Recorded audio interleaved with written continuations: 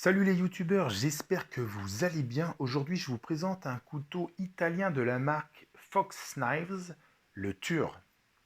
Alors, petite présentation du couteau avant d'aller plus loin. C'est un couteau qui a une lame d'une longueur de 7,3 cm pour une épaisseur de lame de 3,4 mm, donc c'est quand même plutôt un beau bébé. C'est un couteau qui a été fabriqué à Magnago, dans le nord-est de l'Italie, et qui a une ouverture Sumstud avec un blocage de lame liner lock.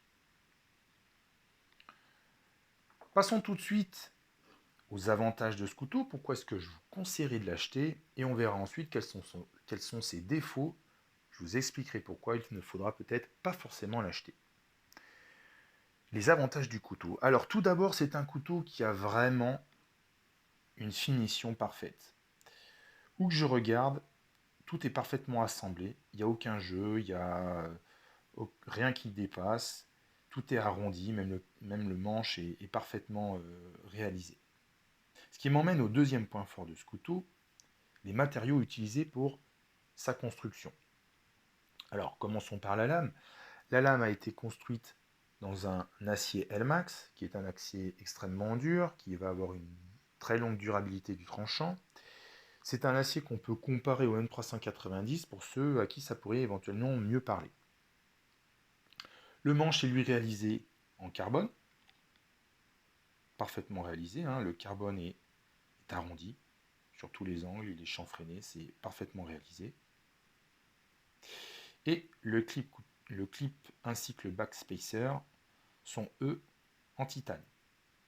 Donc on est vraiment sur ce qui se fait de mieux aujourd'hui, hein, dans les matériaux les plus nobles, on va dire, du moment en coutellerie. Passons au troisième point fort de ce couteau, le liner lock, qui, ma foi, est un liner lock assez solide. Alors, pour vous illustrer mes propos, je vais faire une petite comparaison avec un couteau qui n'a rien à voir, mais simplement pour comprendre ce que j'essaie de vous faire entendre, le RAD 2, pour qu'on se rende compte que malgré que le TUR soit beaucoup plus petit que le RAD, on a un liner qui est beaucoup plus épais. Ce qui fait que quand vous verrouillez votre lame, vous n'avez vraiment pas peur que la lame se désengage si par erreur vous faisiez du travail un peu rude avec.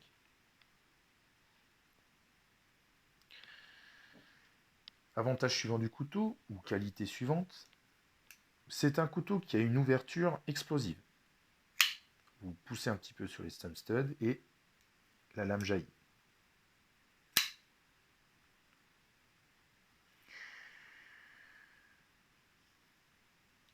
Quand j'ai reçu le couteau, la lame était parfaitement centrée, c'est notable. C'est un couteau réalisé en Italie, je vous l'ai déjà dit, mais ça change mine de rien de la Chine. Et enfin, gros compliment pour la marque Fox Knives. C'est un couteau que j'ai reçu avec un défaut. Le backspacer du couteau, que je vais vous montrer de suite, n'était pas lisse. Vous le voyez ici, il y a des aspérités, ce qui m'a vraiment déçu, et j'ai tout de suite contacté. Vous voyez, normalement il aurait dû être comme ça, et je l'ai reçu comme ça. Donc ça se voyait, hein, ça se voyait vraiment sur le couteau. Donc tout de suite j'ai contacté le SAV, on va dire, de Fox Knives, qui m'a très gentiment répondu, et surtout qui m'a renvoyé très rapidement, je dirais qu'en 15 jours le problème était réglé, un nouveau backspacer, que vous voyez ici. Donc là vraiment suivi, disponibilité de la marque et du service après-vente de chez Fox Knives. Donc là, gros point fort à mon sens. Passons maintenant au point faible du couteau. Pourquoi est-ce que je vous conseillerais de ne pas forcément l'acheter si vous n'aimez pas les points que je vais évoquer? Alors tout d'abord, c'est un couteau qui a un prix relativement élevé.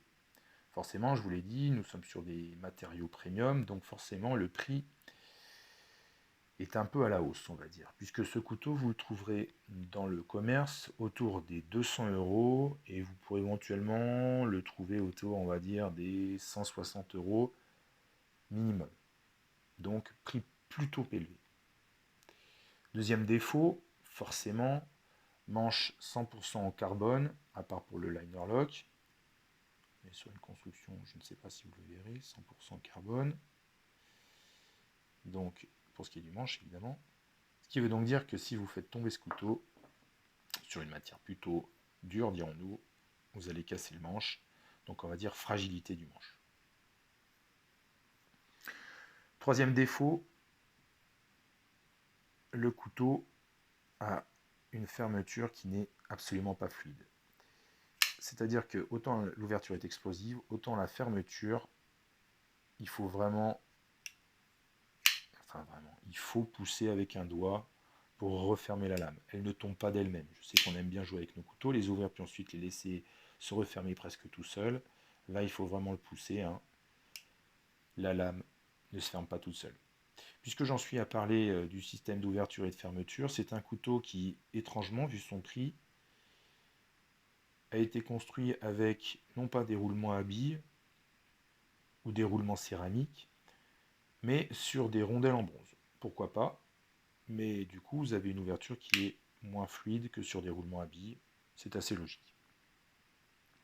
Et enfin, quatrième et dernier défaut pour ce couteau, c'est peut-être le principal défaut que je lui ferai, c'est que le liner lock étant très solide, à force de l'ouvrir et de le fermer, vous allez finir par sentir, alors vous allez me dire on l'ouvre pas 50 fois normalement, mais vous allez finir par sentir une petite douleur au niveau du pouce, parce que mine de rien, alors c'est pas que le liner soit agressif, c'est plutôt qu'il y a une grosse rétention, ce qui fait qu'à la longue, vous allez le sentir au niveau du pouce, et ça c'est un peu dommage parce que c'est pas forcément très agréable. Tout est parfait sauf finalement cette fermeture qui laisse un petit peu à désirer. Néanmoins, c'est vraiment un couteau que j'adore, ne serait-ce que pour son look, puisque je ne l'ai pas précisé, mais c'est un couteau qui est designé par le célèbre coutelier Jesper Voxnaes, alias Vox, et c'est vraiment un couteau que j'adore. Voilà, si vous avez apprécié cette vidéo, n'hésitez pas à lâcher un petit pouce en l'air. Si vous appréciez mes vidéos de façon générale, n'hésitez pas à vous abonner à ma chaîne YouTube. Moi, je vous dis à très bientôt pour une nouvelle présentation de couteau. Salut!